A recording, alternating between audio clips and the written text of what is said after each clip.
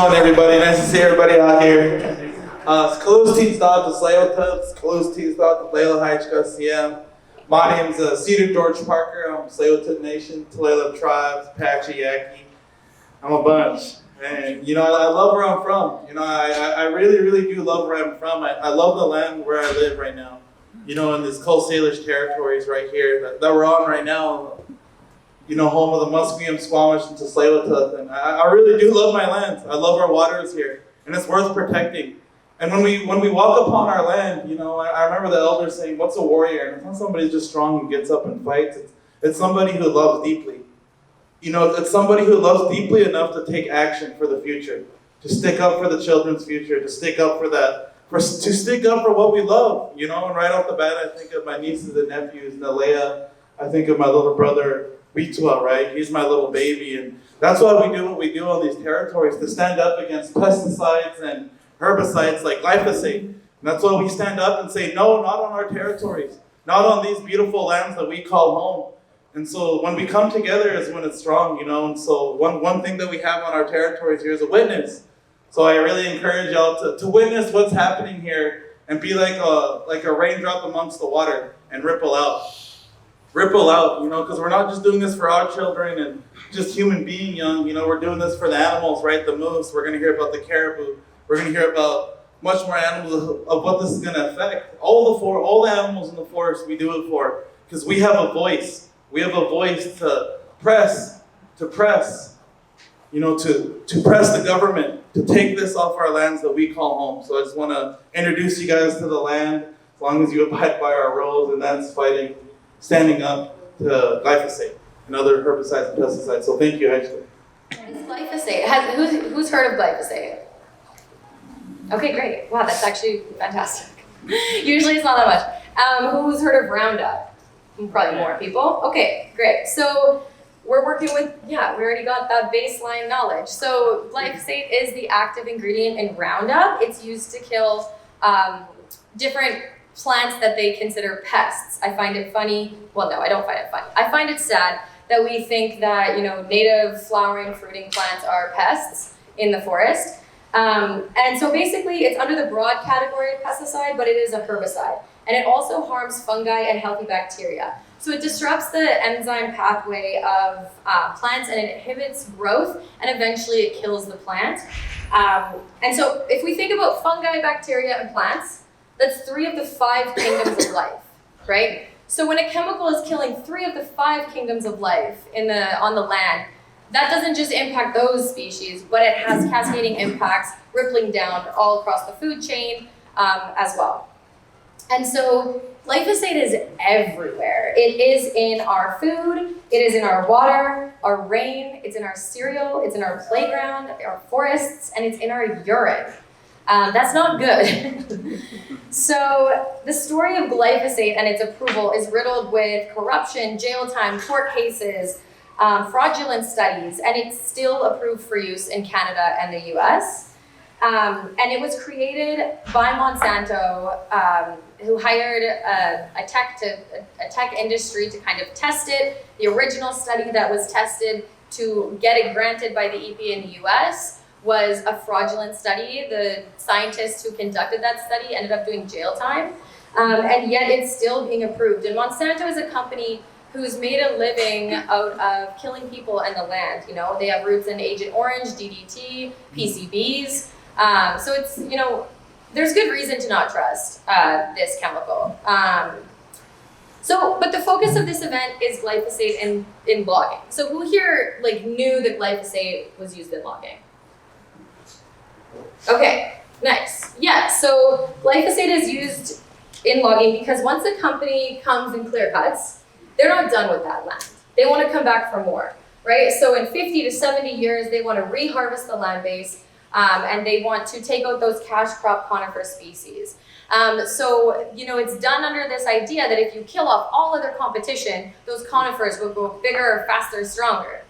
But Dr. Suzanne Simard's research and, you know, Indigenous ways of knowing have long known that ecosystems are way more complex than just simple cutthroat competition. In fact, ecosystems work together. You have fungi networks underground that connect different species to to each other, that share resources, that share information. You have birch and pine that will transfer carbon.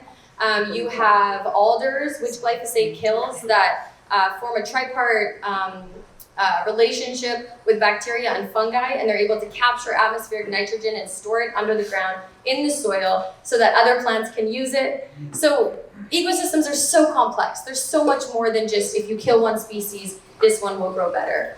But yet our entire management of logging is based on this assumption, right? This cutthroat competition. It's a very like Darwinian way of thinking about the planet.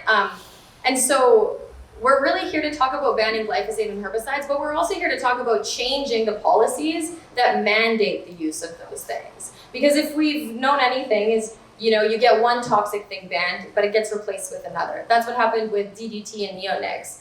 So we want to get rid of the reason that glyphosate is even being used, and we want to restore cup logs that are coming back for biodiversity values and indigenous food and medicine plants, not logging company profits.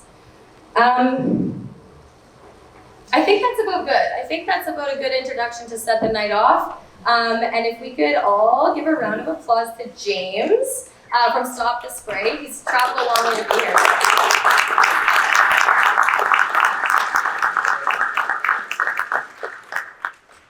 The title of this presentation, which I should have changed, I did change, but didn't work, was Pine Plantations in the Era of Megafires and Declining Moose. And I just want to take a step back and talk about why all the spray business is important. And basically, before I do that, we'll talk a little bit about the history of this campaign. So when they started spraying around our ranch, I started doing some research into this issue. And I started talking to a lot of people in the Ministry of Forests, and nobody could tell me anything nice about aspen trees. And I kept asking them, they just thought, well, it's just not a commercial species, we got to get rid of it. And finally, they're like, you know, they get frustrated with me. You've got to talk to Suzanne Simard. This is back in 2011. And, you know, I'd never heard of who Suzanne Simard was, but I tracked her down and called her up. And this is like the first person, the first forest scientist, former ministry bureaucrat that had something nice to say about these aspen trees. And, you know, I wrote an article, I tried to be a journalist on this issue and failed miserably and just decided I'd be an activist. And started Stop the Spray BC back in 2011. You know, when I kind of plugged away at this issue over the years, and I pointed out that, you know, the moose were disappearing south of Prince George, and they denied it. They said, well, there's no evidence of that. Then they did some moose counts, and they discovered the moose had dropped off a cliff. There was a 50% decline of moose population numbers south of Prince George. This is back in about 2011, and then ministry bureaucrats denied that had anything to do with the rampant herbicide spraying. So then they started to do some more studies, and they started to look at the moose that had died to see what they died of, and discovered 40% of the recovered moose south of Prince George had died of apparent starvation. So they were, So they were not having adequate food out on the cup blocks. And there was some controversy on my claim there, which is covered in this Prince George Citizen article. They did some more studies to see how much was sprayed. They're like, well, it's a small amount of the landscape that's getting sprayed. But if you look at the numbers, they're spraying about 20% of every harvested hectare. And they're spraying maybe a minority of the cup block, but they're spraying 90 to 100% of those deciduous patches, right? They're going after, and we'll get into some of the free growing rules and why they have to be so relentless in targeting these deciduous species. But, you know, they might spray a small amount of the land base, that they spray a large amount of that critical deciduous habitat. So this forest that you see here, this is just on a hillside outside of Prince George below UNBC. This is the forest that we're not growing. Okay, this is an aspen forest. This is what is critical for moose. This is critical for a huge array of wildlife all across the boreal forests. And that is not what we're growing, okay? This is basically the unwanted forest. But that's what moose love. Moose love getting into that deciduous, the aspen, the willows, and they'll eat all that stuff. And it's not just the aspen trees themselves. The aspen forest creates a really important habitat for all sorts of creatures. Basically, one wildlife scientist said, you know, everything in an aspen forest is edible. So it's not just the trees themselves which they directly eat. They'll eat the bark on aspen trees, but it's also the kind of ecosystem that exists in an aspen forest. And it's also true with an alder forest as well, like here on the coast. If you go up to SFU, there's alder forest up there. Like, look at the understory. It's a beautiful, rich, lush, biodiverse forest. If you go to Squamish, up the Squamish River, all that red alder forest up there, it's just a jungle, right? And if you compare that to a conifer forest, you have much less biodiversity, much less life, especially a plantation forest. Oh, what's this video? Okay, so I just kind of really winged this, trying to replace what I lost on that memory stick. So let's just play this and see what people talking about the importance of aspen. Aspen is an incredibly important tree for... We're just going to skip that because the audio sucks. But basically, this is Kathy Martin from UBC. She did research near Williams Lake. She discovered that 95% of the cavity nests were in aspen trees, and the aspen tree was only 15% of the tree in the forest. So they play a real, they really punch above their weight as far as importance for all sorts of fauna and flora, like vascular plants, birds, insects, ungulates, like small mammals. Everything is going to be higher in aspen forests.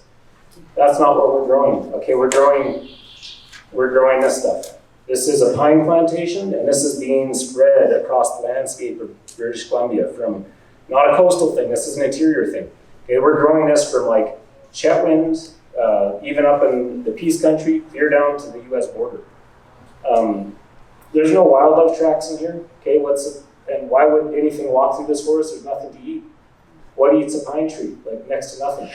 Squirrels might do okay on some of the cones when they get bigger. Pine marten might be able to do okay in here at a certain point. There's very little vascular plant diversity. There's no moose food in here. There might be some in the summertime, but in the wintertime, it's all under the snow and there's nothing to eat. This, of course, is called sustainable forest management, getting into those reasons that Charlotte talked about why we have to spray because of these fancy words. Sustainable forest management, ecosystem-based management is another one.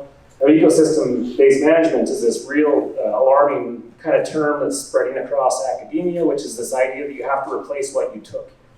Okay, so if you logged a pine forest, then you've got to replace the pine forest with pine trees, right? So why would you let aspen grow if you log pine? And the argument, obviously, is that that's how succession works, that's how forests work. You're not always going to have pine trees dominating the forest all the time, but that's what we're doing. So this is actually from a report that Suzanne Smart did called "The Trouble with Pine." You can just Google that title and read it. It's a really alarming report. Like they're planting pine where like pine never grew before, even. Like it's by far the most common tree we're planting in forestry. Spruce is kind of the second most popular tree. But I planted trees on and off for over 20 years. I planted trees in the 90s and I've gone back to those places and looked at them.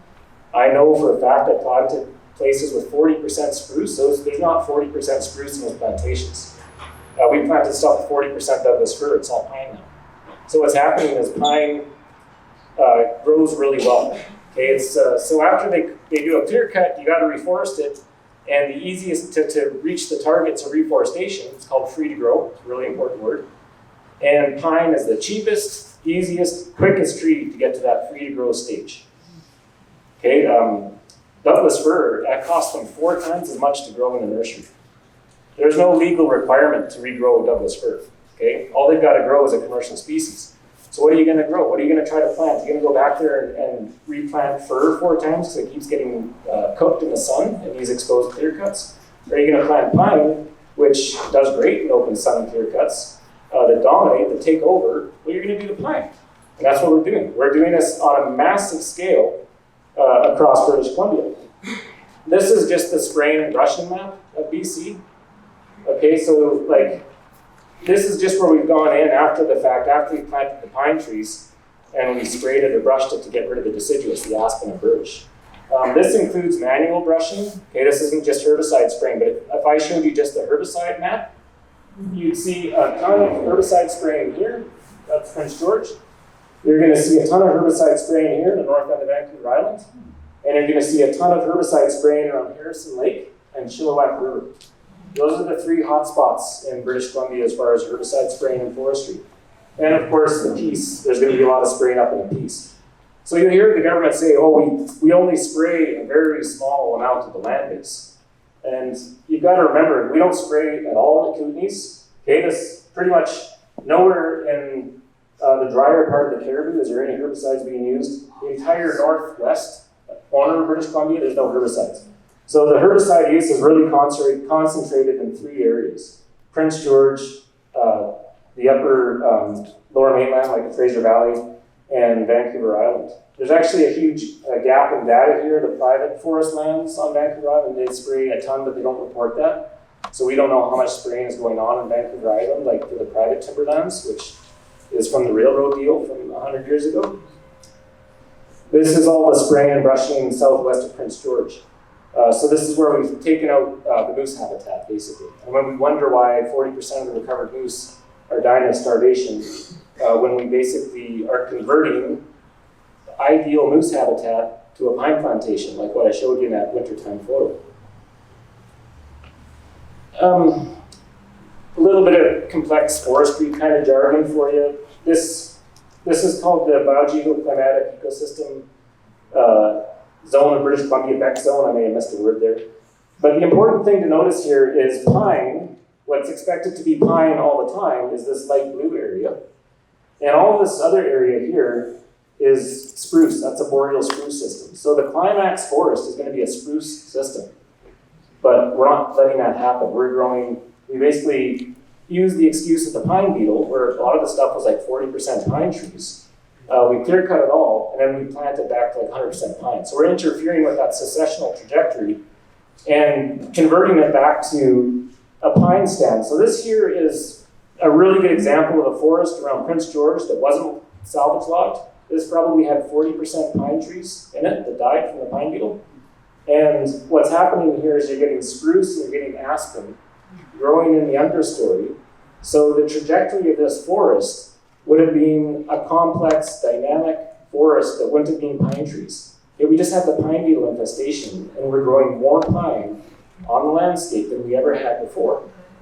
An important point here, which I'll get into in a couple of slides, is that this is a fairly fire resilient forest. These spruce aspen systems, they don't burn a lot less, about half as much on average compared to a pine forest. So the other thing that we see, this has not been herbicide sprayed, this is just a springtime photo. This was 100% pine, it died, and now the aspen is growing in where the pine was. So now we see a trajectory away from pine to aspen, naturally. This happens all the time in these forests, but we don't let that happen, right? We salvage log all that and we turn it back to pine. So we're making a less resilient, more flammable landscape, and herbicides are key to this practice. Here's a place that they sprayed near where I grew up. That was a mixed forest. Okay, if you look on the hillside back there's Douglas fir in there was spruce. This is aspen and cottonwood here in the foreground. They sprayed it. This is about 6 years after they sprayed it. All those deciduous aspen are dead. There's no, the whole aspen root system is being killed permanently. There's some birch that is regenerated from seed, but aspen actually doesn't regenerate from seed very easily, barely ever. And I'm looking all the time in abandoned farm fields. You won't see aspen growing in the middle of an abandoned farm field. They grow in from the edges. They have weak seed. Okay, so what you have here is spruce, where that aspen was, and then that whole hillside is pine trees. That was in that first video I showed you. They sprayed that place again. That's what it looks like 9 years after being sprayed. A lot of the yellow leaves there is actually alder, which is more resilient to glyphosate than aspen. There's no aspen in there anymore. This was a little wildlife retention patch. They sprayed that too. This is a really good example south of Bobtail Lake.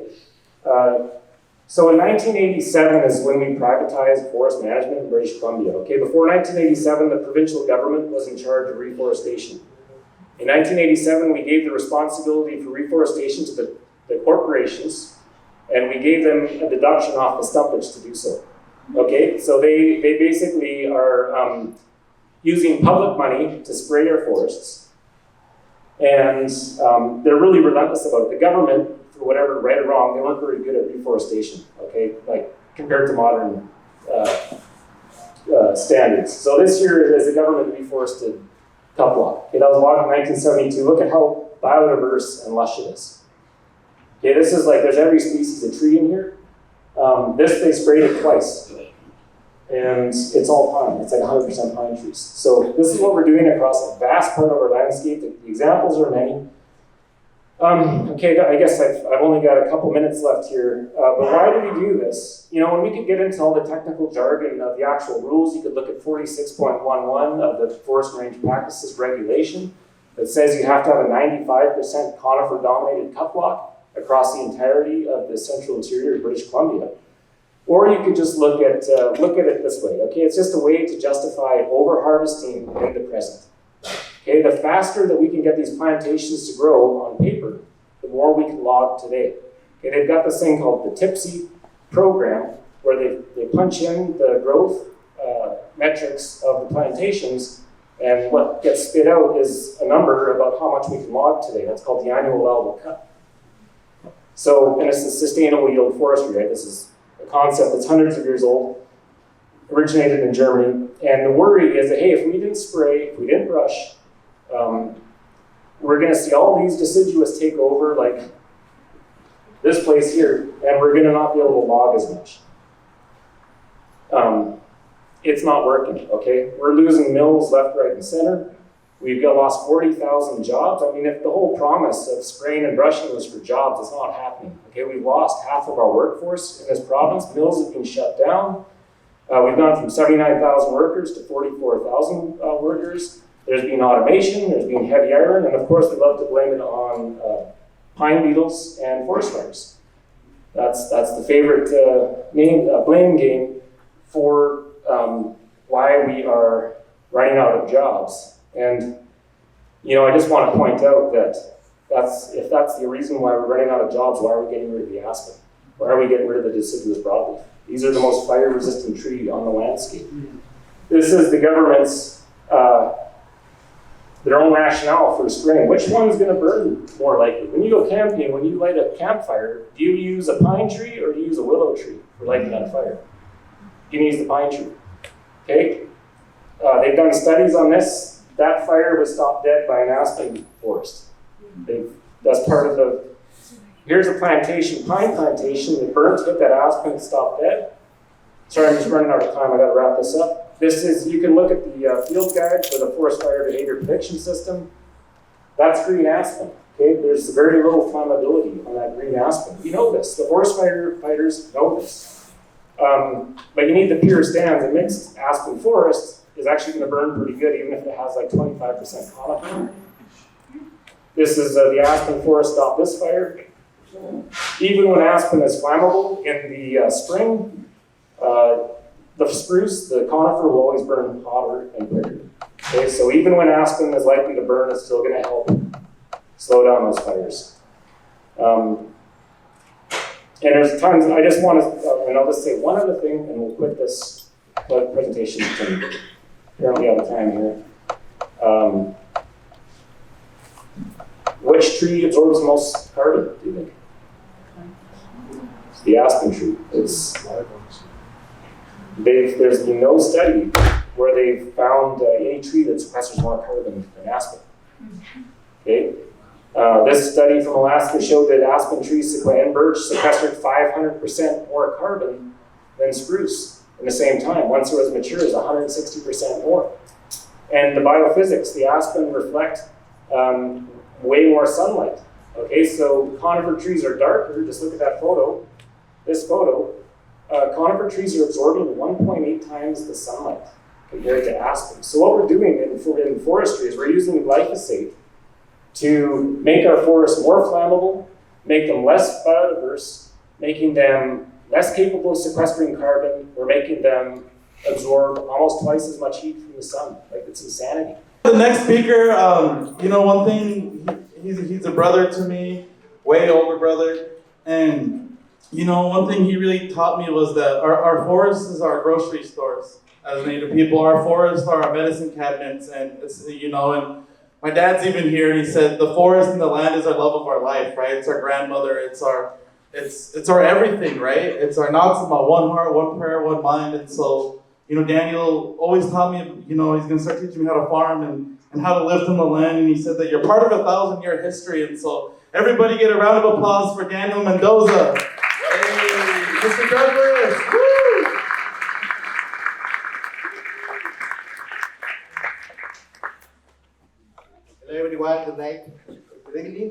I'm Daniel. I'm a member of Ancestral Foodways. That's our logo. So, Ancestral Foodways garden, food program. We do support cultural activities. We're focusing on 3 foods that they have a deepest relationship with indigenous people. That is like corn, bison, and salmon. So these three foods are really important for indigenous people in North America. So I just want to talk tonight about the relationship between glyphosate and the cultural heritage of indigenous people. Glyphosate has a very deep historical roots about wars and conflicts and land displacement. In the case of Mexico, I want to focus a little bit about Yaqui Nation.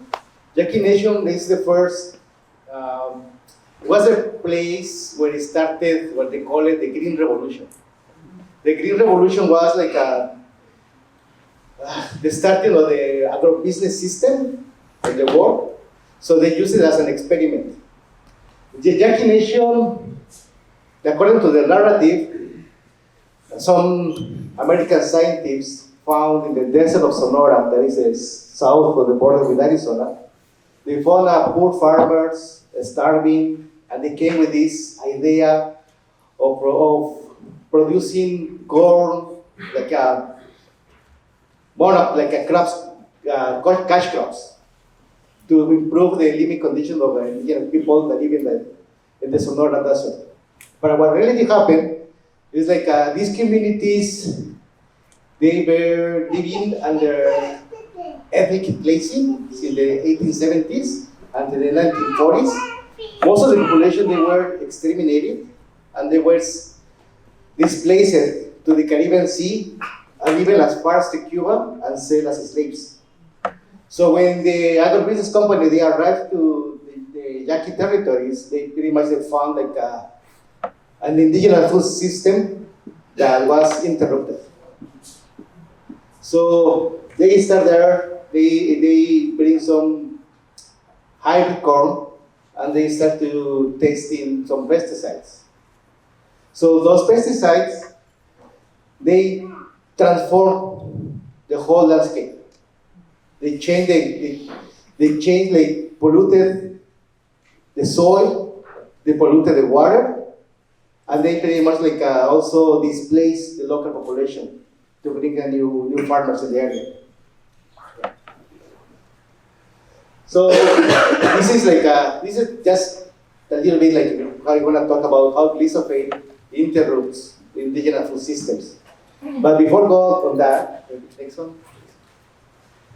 Oh, okay. I hope could be bigger than this. Okay, you need to understand what is an indigenous cosmovision.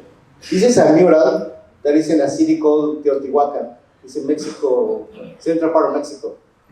So this mural is pretty much like the underworld. There is some butterflies here, some humans, insects, and there is a collection of water and land. Starting by the underground, underworld, going up through this cosmic tree, connecting to the universe. So in this cosmovision, land and water, they are entities. They're entities they are subjects. They have a history. They are pretty much like a relationship with humans and insects and butterflies. So this is the way how ancient indigenous people think how the cosmos worked.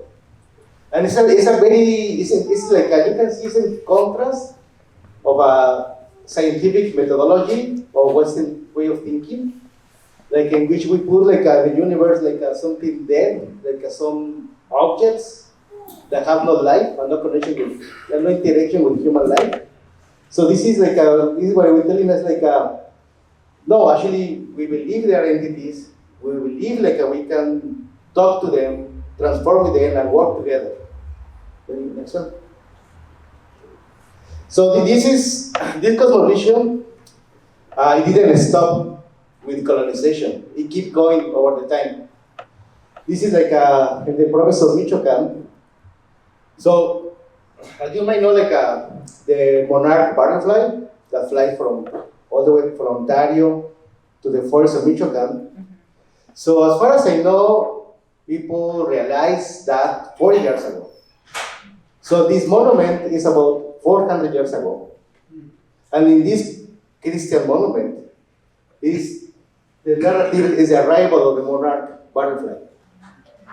And in this Christian church, at the center, this is like this obsidian, is a representation of that monarch butterfly.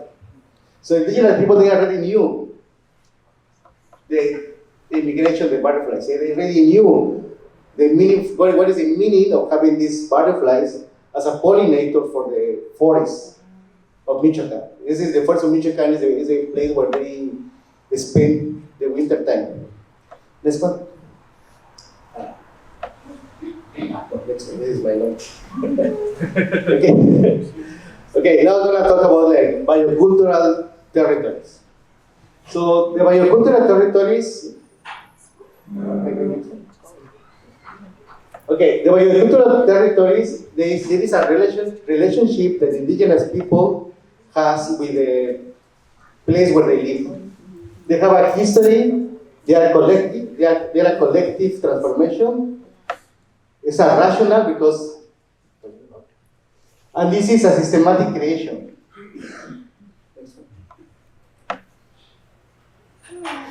The territories, they have the transformation of the landscapes, they have a relationship with the indigenous language they've been talking during the last at least 10,000 years in the planet. As you can see, like there is a relationship among the biodiversity and the number of indigenous language. Next one. This map is really interesting.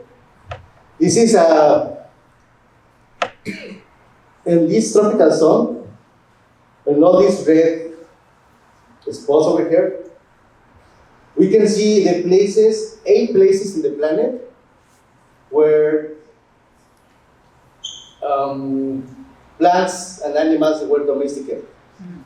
They were identified by Russian botanics in the 1940s. And then we can see, like on the red spots here, the relationship with domestic plants and animals and indigenous communities. Like, this is all the place where the corn, the squash, beans, tomatoes developed. This is also the place where the cacao came. This is all the salmon ways, the bison roots. Next one. So basically, what I'm trying to tell you, like for example, this is a clam garden that is in the Pacific coast. All these clam gardens is an interaction between human beings and the landscape. Those clam gardens, they exist in all the Pacific coast, from northern BC to Mexico, to the area of what is now Sinaloa. So basically, what the indigenous people do here, they use these clams, they put it on the beaches to increase the biodiversity of the space. Next one. This is another area that was modified. This is called the Chinampas. This area, the Chinampas, the whole Mexico City, it used to be a lake. The whole Mexico City was built at the top of ancient gardens. All these ancient gardens, there is a human creation. Those gardens existed in the Amazons. They existed also like in several parts of Mexico, but the only system that's still working until now is this one in Mexico City.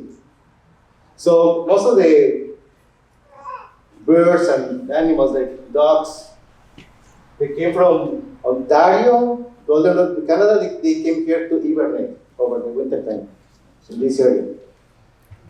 Next one.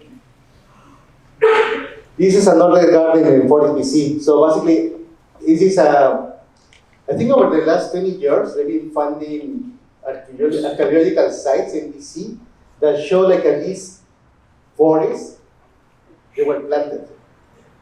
I don't know, but like there's a lot of places in the Amazon, the Amazon jungle is not just a wilderness. There are gardens that were planted thousands of years ago. Still now, there is areas in the Mayan region of the Caribbean, by the Yucatan area. The whole area was a human creation. Okay, I think you just have 1 minute. Okay, this is the monarch butterfly. So the monarch, this monarch butterfly is not the same. It's not the same. They came from Térete, Michoacán. This is an endemic species. They came from Arizona to Mexico. This is a species that's really important for the colonization of the desert of Arizona and southern Mexico. Next one. So this other butterfly is also like it can give us an indication. This butterfly used to exist in Arizona, New Mexico, and southern desert.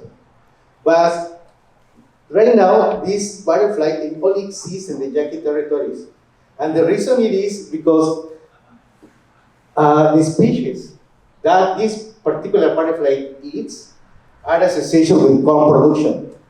So since the displacements of the Navajo and Apache communities in Arizona and New Mexico, there's a relationship with the butterfly stopped. So this butterfly doesn't exist anymore. Only existed in the oral tradition and the tradition of the Apache people over there in Arizona and New Mexico, the states. The only place that exists right now is only Mexico and the Yaqui territories.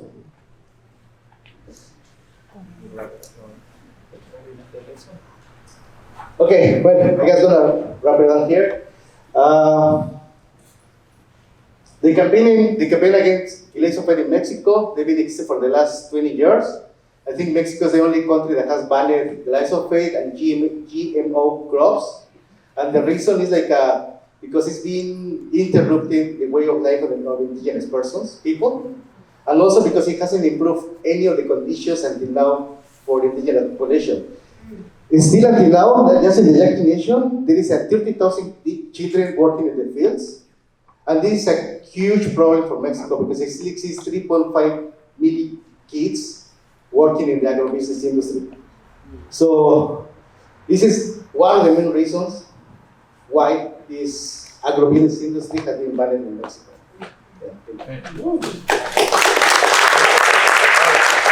What are people going to walk away with this? And I want everybody to think about the whole beautiful British Columbia that we call home. And think about the vastness of plants and think about the vastness of biodiversity and where we live and how beautiful it is. Like all the water, all the glaciers, every mountain, every valley, that's being fed by the water, right? And so we have something threatening that on our lands and our territories. And so that's why I say glyphosate and herbicides in our home, right? And in our home, in the place that we call home. So yeah, Monsanto to Bayer, who's on these territories? So glyphosate was started by Monsanto back in the day, right? So this guy, I believe, in the United States, came together to put a chemical company together, right? And it started in 1901. Monsanto started in 1901. It's a chemical company in the United States. And it's since day one it started doing atrocities. Before glyphosate, it was warfare on the people. And so before glyphosate, they started with a thing called Monsanto was instrumental in creating the nuclear bombs that were dropped in Japan. That was one of their first big projects, is that they were part of that, dropping those bombs in Japan, the nuclear bombs. Little boy and fat man. And that's a big atrocity. And when I say this is a really evil company, it really is. They're a part of so many human destructive behaviors, right? And atrocities or whatnot. And then they went on to make Agent Orange. Agent Orange was a chemical that they helped develop that was sprayed all over Vietnam. right? It was sprayed all over Vietnam. Actually, 123 million gallons of Agent Orange was sprayed in Vietnam during the war, with 4.8 million Vietnamese people directly affected, with many more born with health defects. And so that's just chapter 2 in what this evil company has done. And then, let's start looking at PCB. They continue to create even more chemicals that are harmful to the people.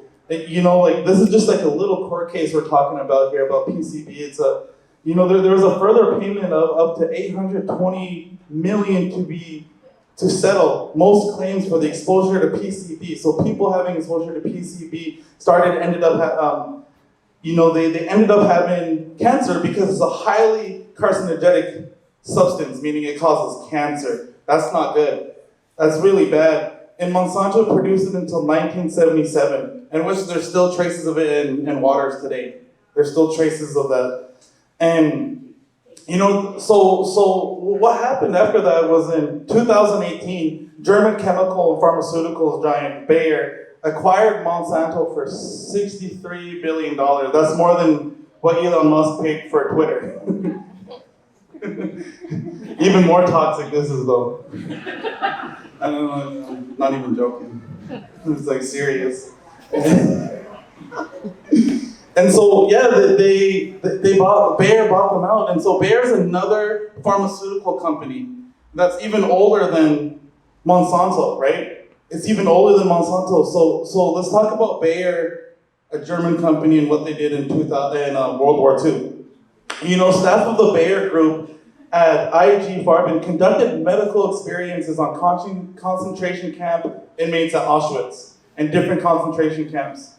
And at Auschwitz, they were led by Bayer employee. At the camp, he was a physician and SS captain. And, they were instrumental in making the chemicals that were sprayed, right? In the showers. And so this company, it's on both sides of its family tree. It's truly evil, and this is who we're letting in. Would you let these people in your backyard? No. And as Native people, and learning these things, I want the best for my. I was gonna say, I want the best for our future generations of children. That's my bad. But no, that's true. It's like we want what's best for the children in our family. We want what's best for the little kids walking up and down the streets. And so now we're gonna, and these chemicals, DDT, Agent Orange, PCB, are all banned now. But at one point, they were allowed by the U.S. and Canadian government. All this was allowed. We were, a lot of people were exposed to these things. Like Shar said, 80% of people have it here. Yeah, well, in one study in the States. There's a study in the States in Mississippi that 80% of people have glyphosate in their urine. That's crazy. And my coworker will get into that later. And this highlights the fact that both governments failed to assess a chemical to ensure that it's safe before approving it for use. And this is what's happening with glyphosate. More and more people are coming out against it. And I'm going to talk about why it's toxic. Raise your hand if you've been in a toxic relationship, like glyphosate. Hey, Next. Toxicity in our backyards, favorite trails, and beautiful British Columbia. And it says right here, it's a destroyer of metabolic pathways for plants. And so the first thing we look at when we want to look at the plants is like, how is it destroying the plants, right? The glyphosate. If it's doing this to plants, what can it do to humans, right? And so by blocking glyphosate, by blocking important metabolic pathways, glyphosate prevents weeds, shrubs, and deciduous trees from growing and ultimately kills them. So this was something that they made to kill. And let me remind you, they have always made chemicals to kill. They have always and forever made chemicals to kill. The reach of warfare now extends to the lands, which is our grocery store and our medicine cabinet. It came from people. Now we're on the sidelines. People are dying. We'll get into that about this. And so, the crazy thing is let's talk about the exposure to glyphosate and what happens. There's a study in the University of Washington that found exposure to glyphosate increased an individual's risk of non-Hodgkin's lymphoma by 41%.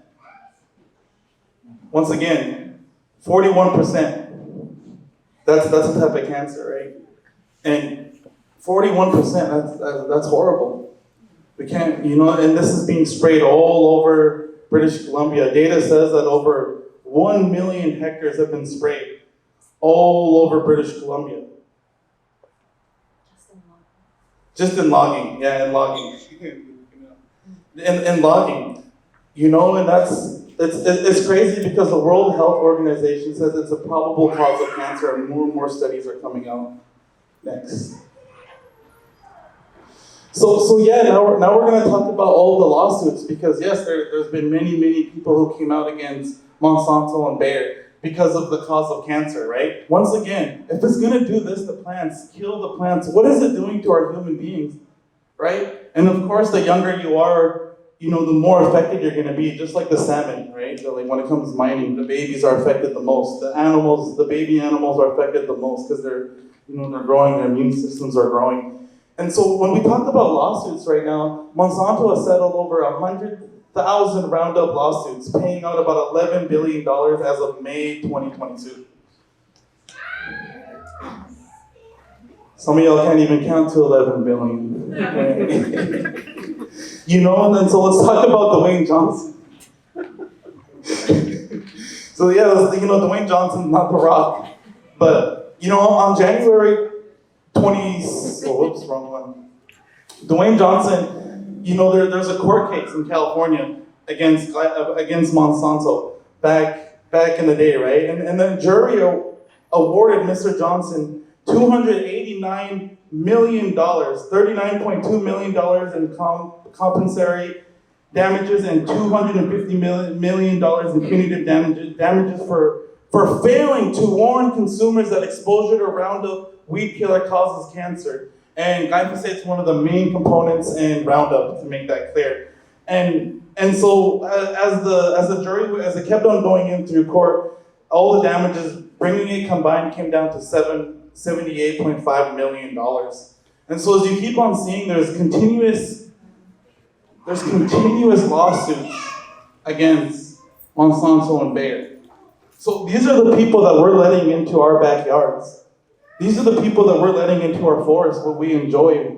It rains a lot here, but man, it's worth it. It's worth it. It's so beautiful here, and that's why a lot of us live here. We go to the mountains, or when we drive, either, to go see our relatives, wherever they're at. I got my uncle right here from Half-Lib, near Lillooet, and I have my mom all the way down in Washington State, so I go through the border. I got family in Seclutma territory. And it's just so beautiful driving through there, but yet they're spraying all this. And so we have to come together to do something about this, right? Next. And so what this is doing is ruining our rights to determine our future. We all have a right to determine our future. And a future that I'm sure that we all want to and strive for is safety and security in our future. Safety and security with a good economic system that benefits all, not just human beings, but benefits the animals, the salmon. The salmon. We live in a salmonopolis. Over 200 species rely on the salmon here. And so when it gets sprayed, some of it does get into the water, right? And glyphosate can threaten cultural practices rooted in the land and resources. A lot of our indigenous people, that is our way of life, is the land, and they're spraying this. I was talking to my friend, Sonny, Derek Williams, up in Salmon Arms, the Seclutma territory, and he was talking about how they had berry picking spots for generations. Generations they had these spots, that children after children, thousands of years of history into the next child, and they went back one summer and there were signs saying toxic spray. This is what we're going up against. This is what we're going up against, and we need to take a stand together to say no. We have to demand our government, we have to demand the forest industry to kick glyphosate out. Kick glyphosate out. And especially when we, as Native communities and even other communities, have challenges in preserving our way of life, mitigating potential harm caused by glyphosate. Once again, our land is our home. And now we share this land with everybody here. This place is our home. This place is where, all of our memories are here. This is our love of our life, our grocery store, our medicine cabinet. And I know for a fact a lot of people in here went to the land and found medicine there. Found love out there. Next. We must demand glyphosate and herbicides off our lands and territories. And so one thing that we can say to everybody here is educate your family and friends of what you learned here. Right? Educate your family and friends of what you learned here. Be a witness to the work that's done here, meaning, like the water amongst the water, raindrop amongst the water, whoops. And it goes in and it ripples out. Tell people about what you learned here. Like glyphosate is bad. And be a witness to the spirit of the words here and spread it. Spread the words here, don't spray it. and so, when it comes to these things, when people come together for a collective voice, when we come together for a collective voice with a common purpose, a common vision for the future, good things always happen when it comes to resistance and saying no to these atrocities, these people who are in our backyards, committing atrocities on our future generations of not just children, but also our land. When we come together, that's when we make change. And so, Char's going to get more into it and how we can make that change and come together. We're writing up a declaration to be a united voice, to tell government, to tell the logging industry, we don't want this here. So I just want to say, we're going to get right into it. So I'm going to, done. I'm done. But, for our next speaker, we're going to go into how we can do this together, right? We're going to go into some of the work that we're doing at Wilderness Community and all of our allies here, AFW, and everybody here too, who's been part of the journey. We're all coming together to think about what we can do together, right? And so, I'm going to hype my friend up. The one, the only, Charlotte Dow, hey! Who here has been personally impacted by Roundup or glyphosate? Or knows someone who has been?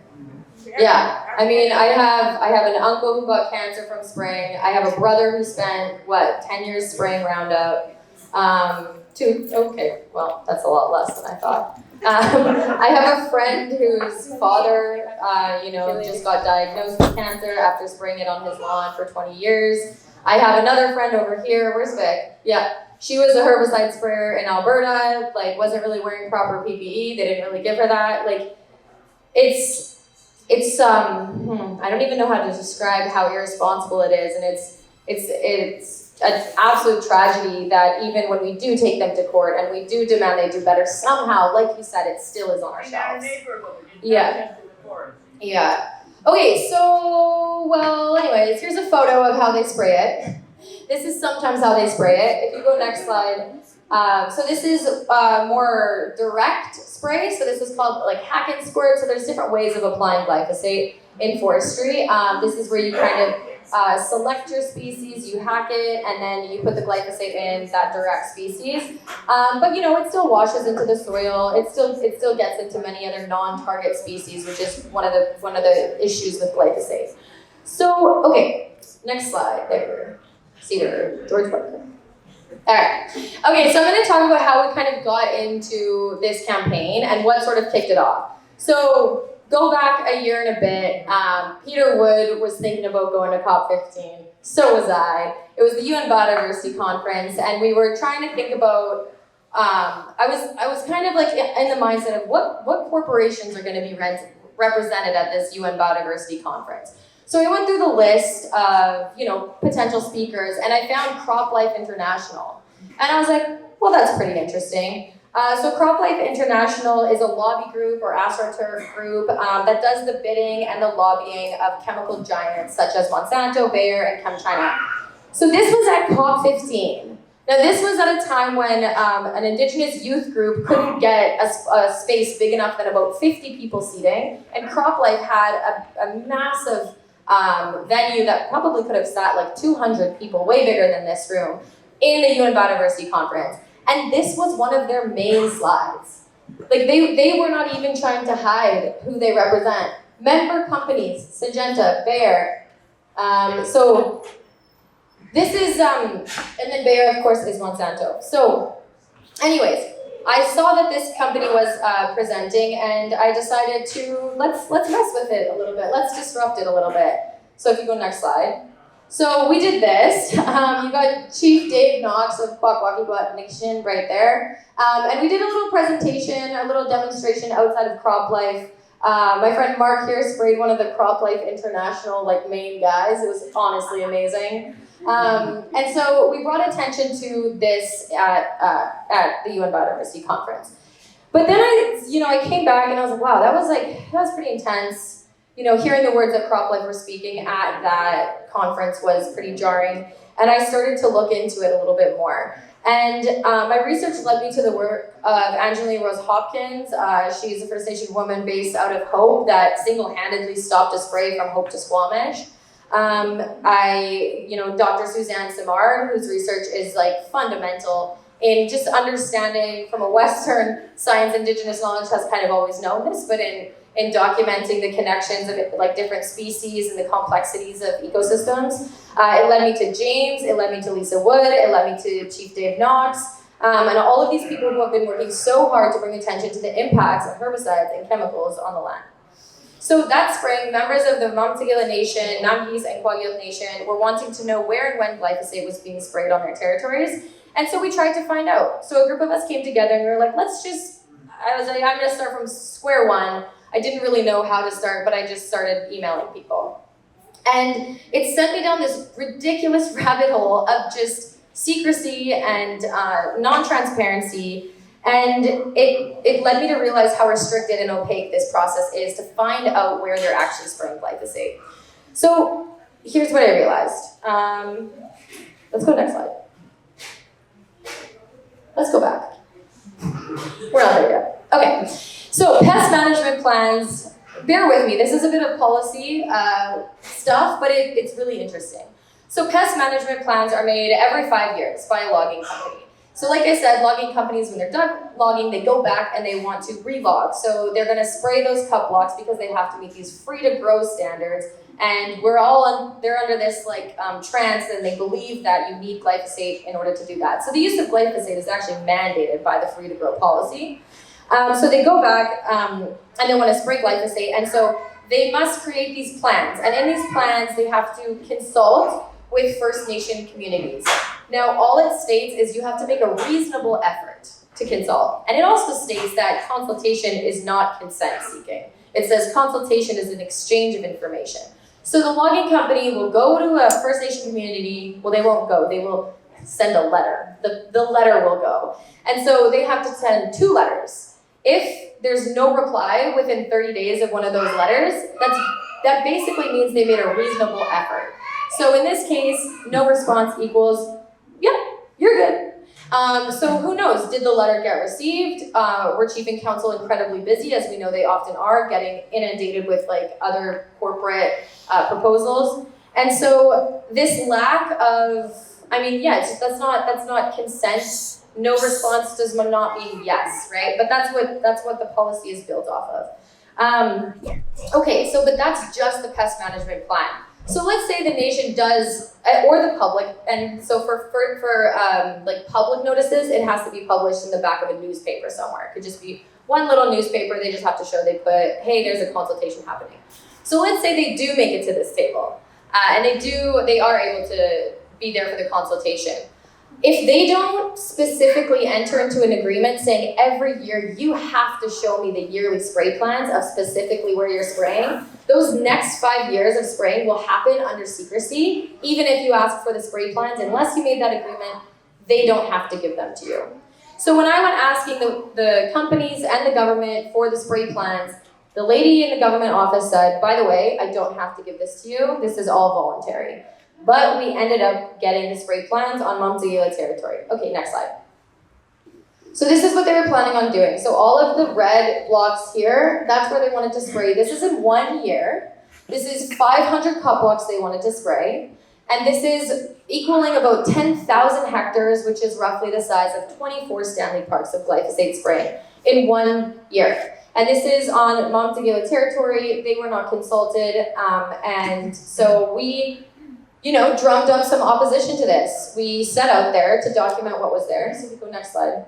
Oh, so this is actually the cut blocks overlaid with historical spraying. So all of the yellow is historical spraying. So you can see this area was hit really, really hard by glyphosate in the past. And then all of the dark orange, and then all of the outline blocks are the new blocks.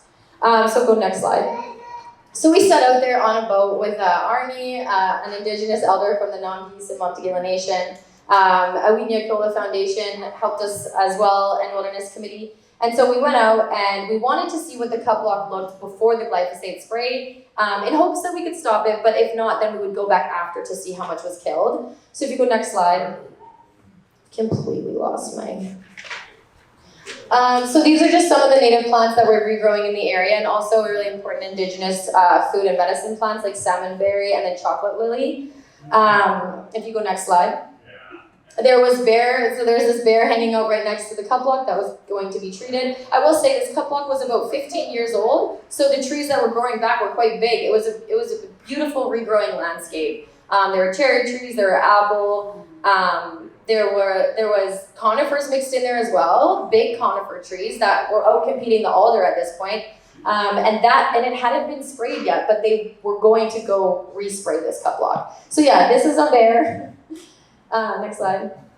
Oh, this is the sort of, they're called like nodules, but this is an alder root. And so this is the relationship between fungi and bacteria and alder that capture atmospheric nitrogen and store it below ground. I just think it's cool when species work together like that, so I wanted to show it. Next slide. And then this is a cedar strip pulled by the Montegala Nation at some point, right next to the spray area. Okay. So all this to say, years after this cut block was logged, the land was bouncing back and it was bursting with diversity. It was amazing to see, but they were going to spray it again. So we got to work to try to stop this plan. So Ernest Alfred of Namgis Nation and Dave Knox of Kwakwakiwak and Kwakiok Nation spoke up at an all chiefs meeting, and they brought a letter that basically was like, BC government, we're kicking you off. Like we're kicking your glyphosate out of our territory. And they got that signed by many different nations of the Kwakwakiwak Nation. Many different chiefs of the Kwakwakiwak Nation. And next slide. So, about a month ago, we got news that 97% of the spray plans of Timber West on Montegala territory was halted. So, yeah.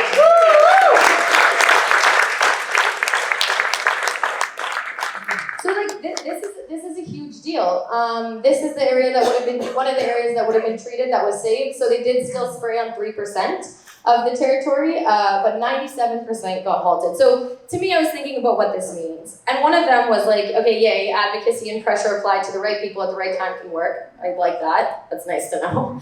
But number two, if a company was so willing to walk away from spray plans for 97% of their plan, perhaps it's not such a necessary process to begin with.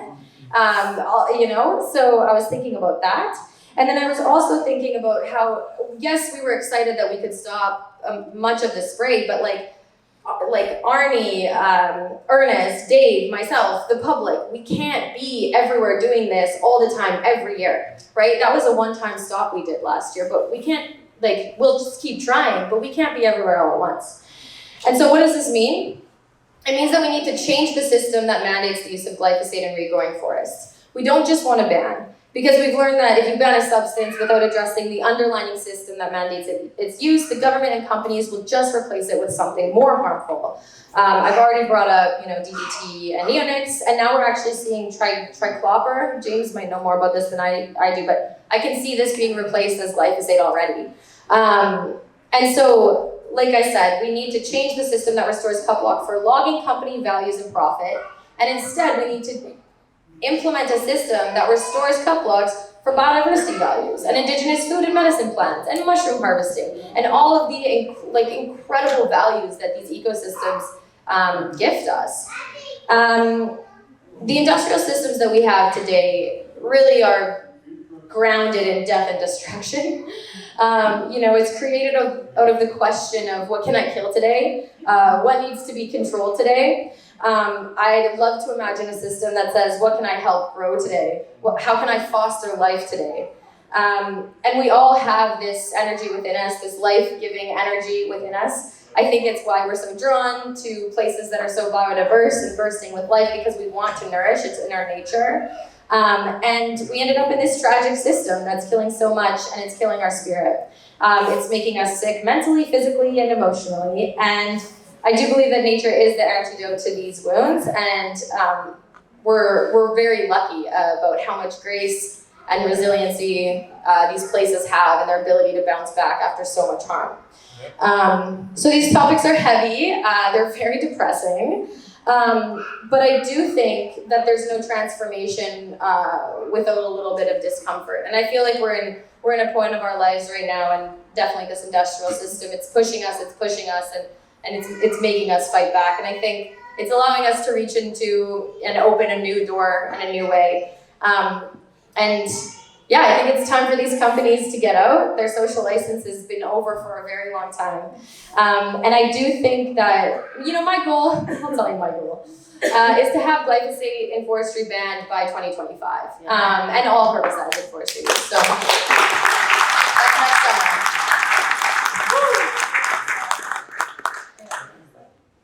Okay, so what can you do? First of all, talk about glyphosate. I think my brother told me he put his name at the Starbucks order glyphosate, like the Starbucks person asked.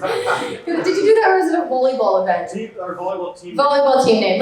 Talk about glyphosate. People need to know about it. It's literally a public health risk. Grow something. I don't know, I was inspired to grow, I just wanted more moss around me, so I've got moss in my house now, that makes me feel good. Grow some mushrooms, I don't know, grow some compost. And then also do this.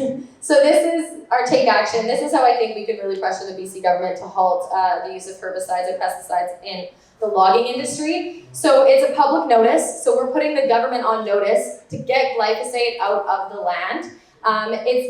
We're going to share it around with many different people. The thing about glyphosate is it actually connects all walks of life. The mass fire season is linked to tree plantations all throughout the interior. Those tree plantations create matchbox conditions, and entire towns are burning down because of that. So we want to see, community members, mayors. We want to see. I have tree planters and herbicide sprayers that won't touch glyphosate, and they're going to be signing this. So this is going to be a one-stop shop for everyone to get on there. You'll put in your affiliation, and that's going to make the government listen. I should stop talking at this point. Yeah. Okay. So please do this. And then the last thing I just want to say is those maps over there. Should we say what it is yet? I mean, you guys probably already know. Okay. Okay. At the end, do you want to introduce the next speaker? Thank you, everyone, so much for coming. Seriously.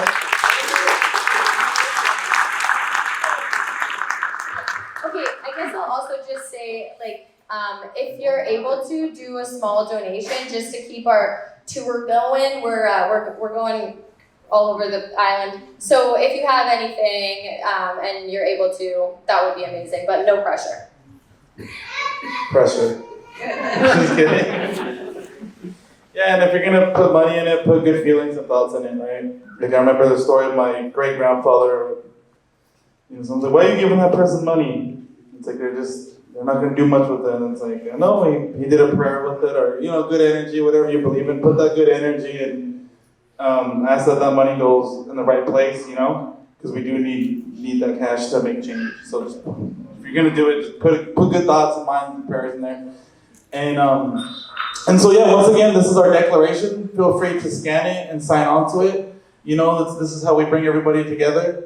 And the next speaker I'm going to introduce up, he's my uncle, great chief, great speaker, knowledge keeper, really somebody I looked up to and really, helped me develop who I am today to stand up for the land and for the territory, and just how to really, really connect to our spirits and let our spirit guide us through this fight, through standing up for what we believe in, and he really taught me in a way where it's just, did it by actions.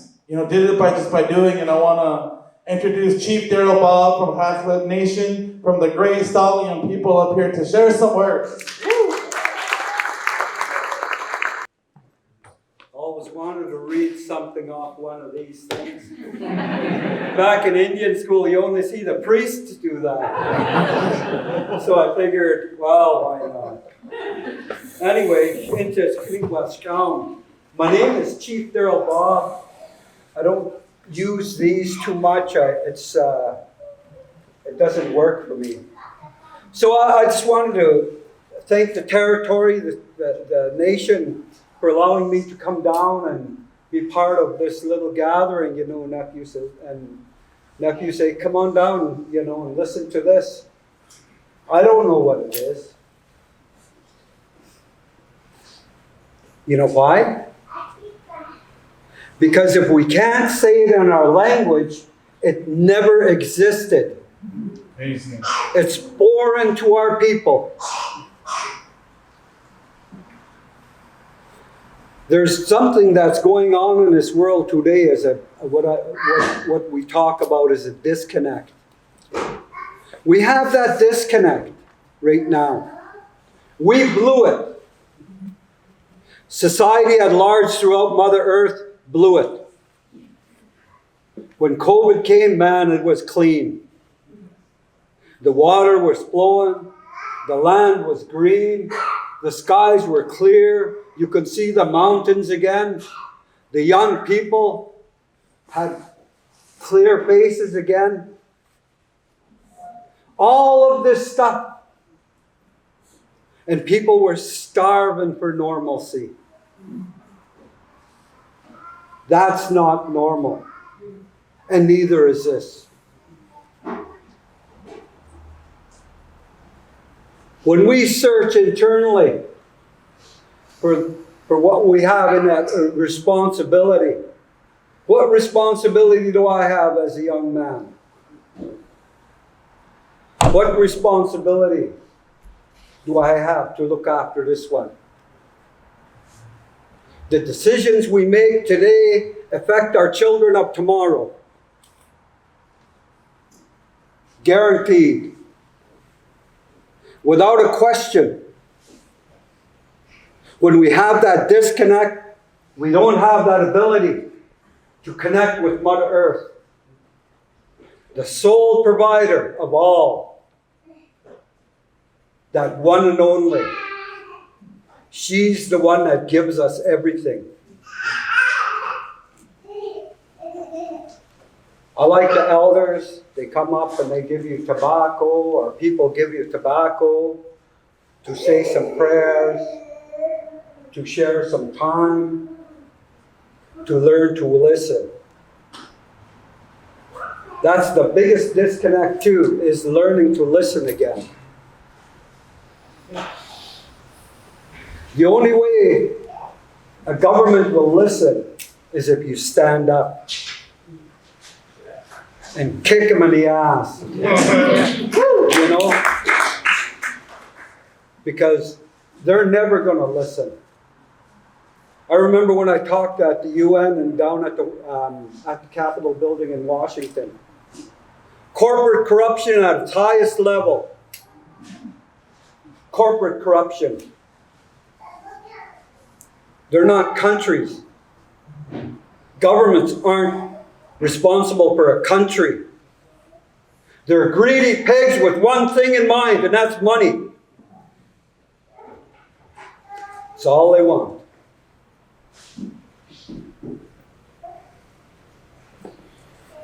And we have to learn to stand up. In order for us to have that connection again, we have to have that ability to communicate. We have to have that ability to work together as one. One heart, one mind. Because I don't know what this is. I know what Roundup is. That was all over Indian country. All over. You know? And for our people here, keep growing your food.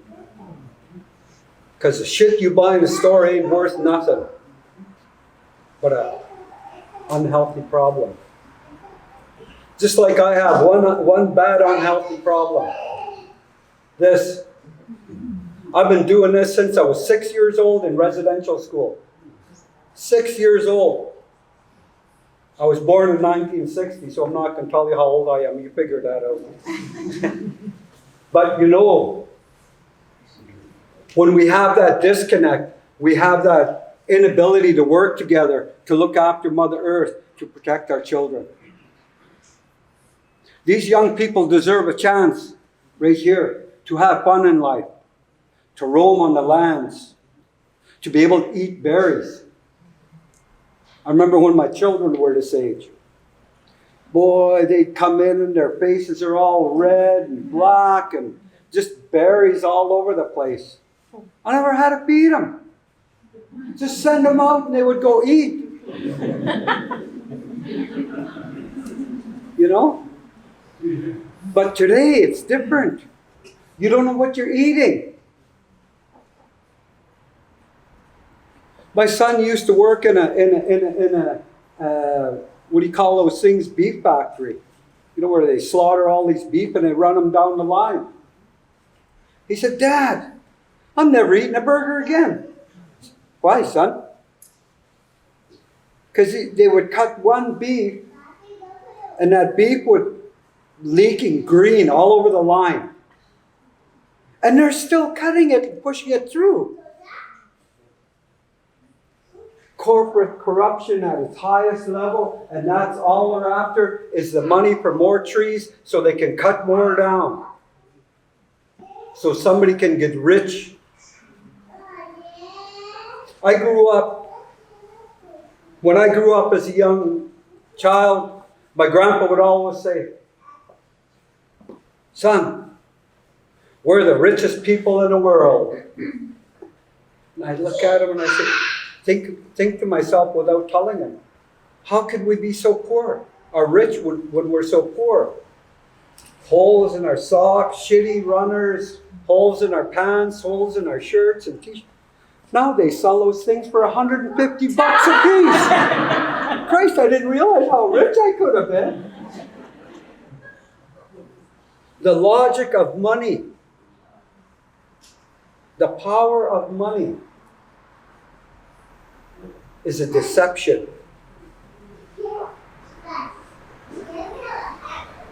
We have to learn to connect together again. That responsibility to ensure that this stuff doesn't happen. Nephew says, "Have you heard of glyphosate?" And I said, No, I haven't. And I looked at that map, all the lower Pemberton area, all sprayed. That's part of our nation. Up on our upper Statium nation, you can't do that. You get kicked out. And people have to learn to stand up again. Create a strategy of working together. Creating an opportunity of change. Especially you young people. Those ones that don't believe that this is affecting. They don't care.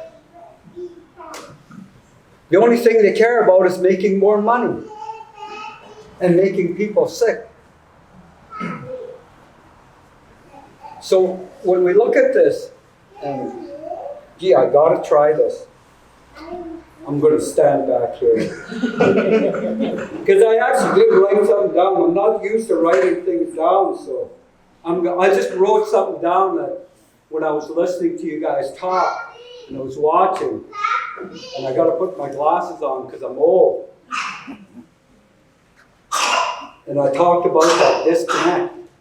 But one thing I wrote down, creating balance comes with responsibility. Responsibility comes with commitment. Commitment becomes our action. We can flap our lips all we want. The government is not going to listen. You heard what this young lady said about policies. I could show you a whole shitload of them in this phone. I'm like this all day as a chief, scrolling through, looking at emails from the province. The trespassers. The thieves. They're thieves. Never be afraid to tell them that. They talk about the Liberals, the NDP, the new this and the new that. At the end of the day, my dear people, when they get in, they're going to look at a piece of paper and they're going to say, this is a policy we follow. They're not going to change. They're buried in policy. The only ones that can make that change, believe it or not, are the lower level bureaucrats. They can attempt it, but when they get so far, they fire them. Kick them to the curb and bring somebody that's going to comply. This is what we're faced with, not with just this. I don't know what this is. I know what, like I said, I know what Roundup is. And I know other things that, like what they're doing in the fish farms. You know, all of this stuff, we're eating it. We're eating this stuff. You know? And we have to think about those children. Educate ourselves. Find a way to educate. Educate people. Create a working relationship. The impact of one is the impact of all, our elders would say. You can't disconnect one thing and expect the whole to work.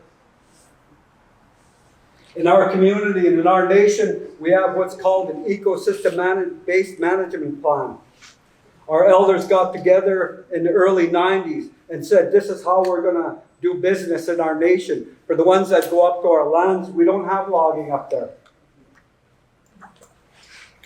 We don't. We have tree thinning, we have doing the little things like that, you know, but we will not log clear cut. The ecosystem has to have balance. And the number one thing our elders said is we must continue to look after our water, our coal. For without it, we can't exist. And that's what's going into our waters. Maybe small doses. It's like those water bottles you buy. I can't stand those. Every time I drink one bottle of water, I want more. Why is that? Ask yourself. There's these things, chemicals that they put in place in society today. It's just like the healthcare system. You know, they give you things to make you sick so they can make more money. Corporations. There's no difference here. Like I started out, I don't know what this is, but there's not a word in our language for it. So it means it doesn't belong. We have a natural law. And a natural law, we look after things in responsibilities in community, in family, in community, and nation. All of those come with responsibility. How do we look after? What role do I play? What role do I play in my family? What role do I play in my community? What role do I play with my friends? How do I look after people? These things we have to be able to bring back. That's natural. Run across over there and I had to put $1 in a meter. Back in the day, we used to just roll our horse up, tie it on a tree and park it. You know? I don't know. I'm just telling you what I know about looking after our land. All I know is how to look after our people. You know, it's our responsibility. When you do this work, like the one that started with all of that, it was 3 times, I think they had to hold that paper up to get him to stop talking. What was his name? James. James, you're right on. That's commitment and dedication. You know there's a big heart in there. You can try pop it like a balloon. It'll just bounce off because he's going to keep working. That's what we do. We give that commitment, take that time, educate people. Our elders have always said to educate people. You know, we can't. There's no way, and this is what's happening all over the world, not here, all over the world. Governments are trying to shortcut natural law. They're trying to hurry things. Because like our elders already said, they already raped it. Back home there's limited trees, but some of them are like this. Up there. You can see eagles' nests on them. It's beautiful. You hug that tree. I remember one night I was over there, I was having a hard time. I went over to the eagle nest tree, and it's huge. I can't even figure. Maybe about this wide. Round. Huge. And up there, it's so dry, you can't imagine how old those trees are. Because the ones like this are about 120 years old. So when you think about it up in the Lowood area. But these trees were huge. And I laid under there and I was praying to Creator, help me out. And as I was praying and I opened my eyes, and the eagle took his first fly. It was a beautiful sight. I said, my prayers are answered. But we have to have that connection to the land and to one another. We have to create that family that has the ability to work together. The red, the black, the yellow, and the white. Today, race doesn't matter. What matters more important than race is the children. Because by golly, if I went over there and I went like at you and cut you, you're going to bleed the same color as me. Have to put that aside. People say we're at the 11th hour. We went beyond it. We're living it now. You young people, you know what I tell my children? I'm really blunt. I tell my children, just wait. Just wait. Don't have any more children for a little while. Because we're going to hit hard times. And it's just starting. The teachers that I know talk about this. Living in that time of change. This is part of it. This is a small part of it. There's so many of them. I don't know how much time I got left. I could talk forever too. They say, you're a chief, you got to shut up. I'm just saying, don't feel guilty. But anyway, you know, we have that responsibility and we have to figure it out. We have to figure it out at all levels and create that chance to give, to work together to give our children that one little chance to survive. Don't look back and say, I shoulda. It's too late. Learn from the mistakes, move forward, make the necessary changes that you have to make in order for us to grow.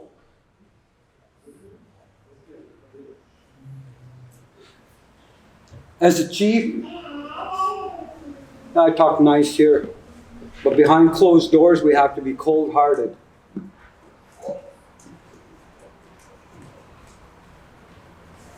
Why?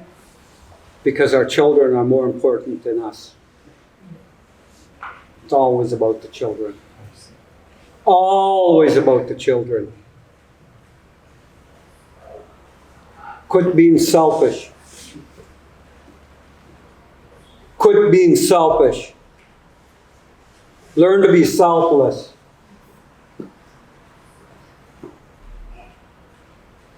That, my dear people, is change. Change comes with that commitment, that obligation to our children, that responsibility of looking after Mother Earth.